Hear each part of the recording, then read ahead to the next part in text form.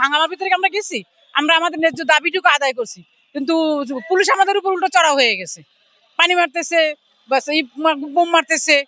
আমরা তো এখানে কোনো মারামারি করতে আসিনি, আসছি। হ্যাঁ হ্যাঁ, আমি নিজে আহত হয়েছি, আরো এক বৃদ্ধ এক লোক আহত হয়েছে। এই যে পায়ের উপরে এসে পড়ছে, গ্রেনেড মারছে, সেটা এসে পায়ে পড়ছে না, সেটা ওদিকে পুরুষের ভিতর হয়েছে কিনা বলতে পারবো না, আমরা তো এই দিকে ছিলাম।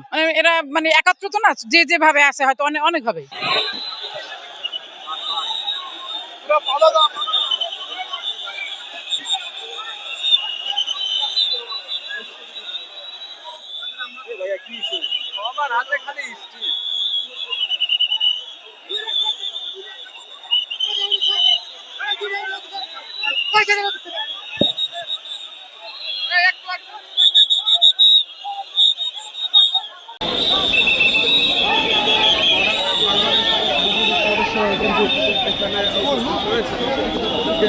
দেখানোর চেষ্টা করছি।